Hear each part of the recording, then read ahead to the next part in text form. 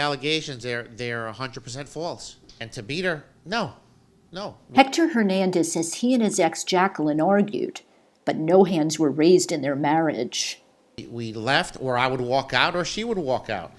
Towards the end of the marriage, I was barely home, or she was barely home, and it was who had the kids, and we made the best of it until one of us finally walked out and we got divorced. When Jackie and Hector first got together, they were kids with kids. She was 17 and he was 20. We were thrown into a relationship that we chose to have to make sure that our kids had two parents. She stayed at home. I worked. We traveled. We went out. We did anything like a normal family does. We were just getting to know each other. And on top of that, trying to raise children. I don't think it was any different than any other relationship, maybe just a little bit more stressful because of our age. Hector thinks he has a good idea about his ex's motivation behind these accusations right before the election. I was approached by the mayor, Roque, and he had told me that he was going to make me an offer for a job. And this happened at the middle school.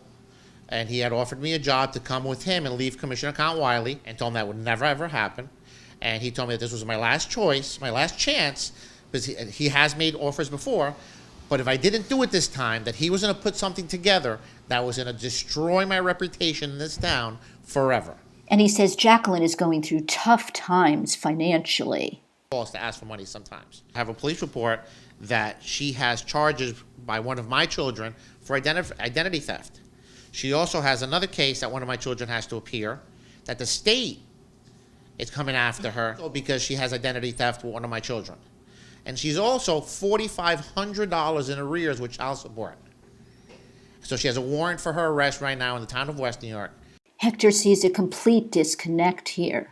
For my oldest son's birthday, she had actually called me, and we had spoken that she had invited me over to her home and telling us that we all should get together and squash all our problems and work together as a family. So now this blew my mind. Hector Jr. says he was even more shocked than his dad by what his mom said. I live with my dad now, and it's obviously for a reason. If he was a monster, like she claimed in the report, I wouldn't be here now. For 4 years I've lived with him already. But he's never touched me before. If he would have, I would never have. I wouldn't look at him the same way. The commissioner candidate says he holds no ill feelings towards his ex. She called recently because she had something stuck in her stove. If things were that bad, it just makes no sense. And I'd still be here for tomorrow. No matter what she's done at this point, if she needed something tomorrow because of my children, I'd still do my best to help her out. In West New York, Jillian Risberg, Hudson TV.